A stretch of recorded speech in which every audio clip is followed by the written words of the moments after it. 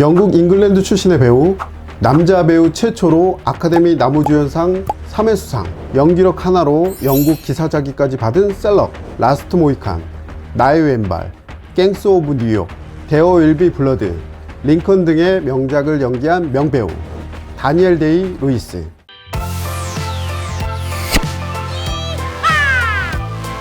얼마 전 올벤쇼에서 알파치노에 대한 영상을 올린 적이 있었어요. 이때 김동현이라는 닉네임을 가진 구독자님께서 다니엘 데이 루이스를 가장 좋아하신다며 영상으로 다뤄달라고 요청을 하셨었습니다. 올맨도 개인적으로 그가 나온 영화들을 재밌게 봤었는데요.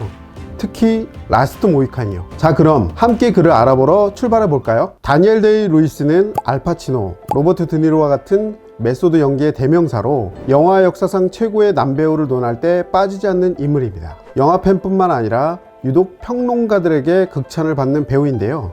어마어마한 연기력만큼이나 수상 내역도 대단합니다.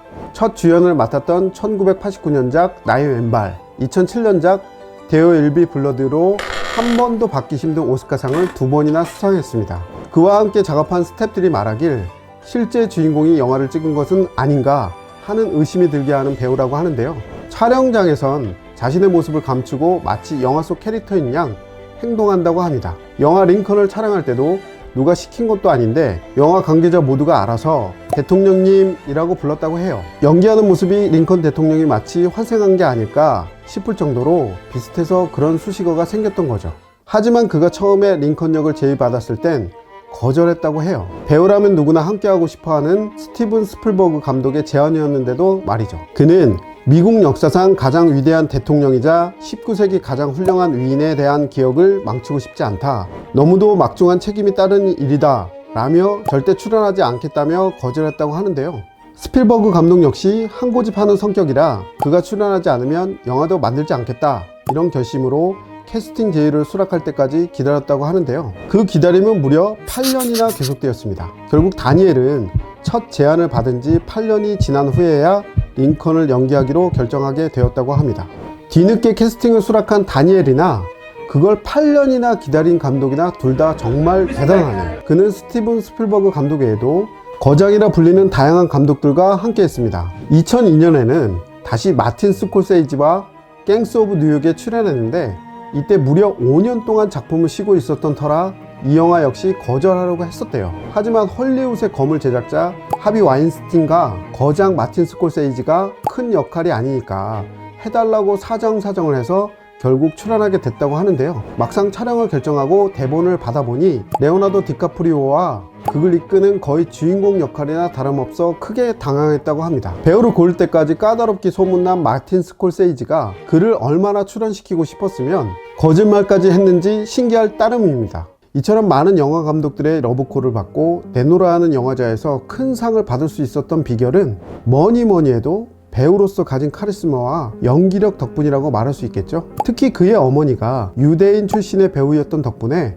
어린 시절부터 연기에 대한 재능을 쌓을 수 있었습니다. 하지만 노력 없이 이루어지는 건 아무것도 없죠. 그 역시 명배우로 거듭나기 위해 누구보다 작품에 열정을 쏟았습니다. 뇌성마비 환자 크리스티 브라운의 실화를 바탕으로 한 영화 나의 왼발에 출연했을 때는 사실적인 뇌성마비 환자 연기를 위해 수개월 동안 휠체어 생활을 했고요. 직접 발을 사용해 식사와 바느질, 글씨를 쓰기도 했는데 이처럼 작품 속 캐릭터가 되어 생활하는 그의 연기 방식 때문에 한 번은 무대 위에 쓰러진 적도 있다고 해요. 영화를 통해 스타가 된 그는 햄릿을 통해 영국 무대를 밟게 되는데 햄릿이 아버지의 유령을 만나는 장면에서 너무 연기에 몰입한 나머지 마치 자신도 돌아가신 아버지의 유령을 만나는 것처럼 느껴져 연기 도중에 무대에서 갑자기 탈진해버리고 맙니다.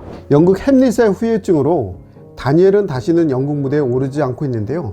함께 영화에 출연했던 레오나르도 디카프리오는 캐릭터에 대한 그의 몰입력 때문에 촬영 기간 내내 엄청난 스트레스를 받았다고 해요. 갱스 오브 뉴욕에서 악명 높은 갱단의 리더를 연기하기 위해 상대 역인 레오를 시종일관 노려봤다고 하는데요. 여기에 한 가지 더, 다니엘은 캐릭터에 몰입하기 위해 19세기 의상인 얇은 코트를 촬영장 밖에서도 입고 다닌 바람에 폐렴에도 걸렸다고 합니다. 심지어 2005년 영화 발라드 오브 앤 잭 앤 로즈에 출연했을 땐 자신의 인생을 후회하며 죽어가는 남자의 고독을 생생하게 표현하기 위해 몇 개월 동안 아내와 강제 별거를 하기도 했습니다. 이 정도면 그의 연기 열정을 따라갈 배우는 없을 것 같은데 이런 열정에도 불구하고 그는 2017년 돌연 은퇴를 발표했습니다. 딱히 이유를 밝히지 않아 팬들의 궁금증을 샀는데요. 일각에서는 디자이너라는 새로운 직업을 갖기 위해 노력하고 있다, 이런 말도 있어요. 실제로 그는 영화에서 패션 디자이너 역할을 맡았을 때 연기를 위해 의상 공부를 하고 진짜 디자이너처럼 행동했다고 하는데요. 진짜 그가 디자이너가 되기 위해 은퇴한 거라면 패션쇼 장에서도 그를 볼 수 있었으면 좋겠네요. 하지만 그는 예전에도 은퇴를 한다고 했다가 다시 출연한 적이 있기 때문에 다시 영화판으로 돌아오길 기다리는 팬들도 많은데요. 사실 그는 명배우라는 명성에 걸맞지 않게 굉장히 적은 작품에 출연했습니다. 그래서 로버트 드니로나 알파치노 같은 배우보다 이름이 덜 알려진 것도 사실인데요. 그가 다작을 하지 않는 이유는 앞서 말했다시피 영화에 한 번 출연하면 그 역할에 너무 깊숙이 빠지는 바람에 헤어나오기가 쉽지 않았기 때문입니다. 우스갯소리로 다니엘 데이 루이스가 출연한 모든 영화에 그는 없고 영화 속의 주인공만 있다고 말을 하는데요.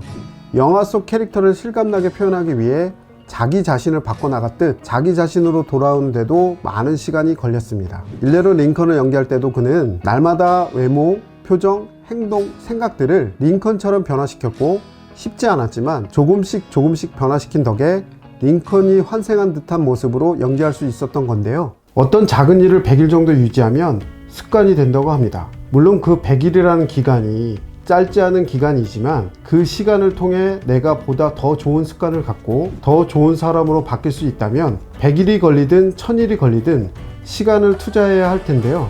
영화 속 캐릭터를 위해 매일 조금씩 자신을 바꿔나간 다니엘 데이 루이스처럼 여러분들도 아주 사소하게라도 좋은 습관을 갖고 보다 나은 내가 되기로 노력한다면 상상 이상으로 훌륭한 성과를 얻을 수 있을 겁니다. 오늘의 셀럽 이야기는 여기까지. 피나는 노력으로 메소드 연기의 1인자가 된 다니엘 데이 루이스의 명작 링컨 속 명대사를 감상하며 오늘의 영상을 마치도록 하겠습니다. 다음 시간에 더 재밌는 이야기로 찾아올게요. 감사합니다.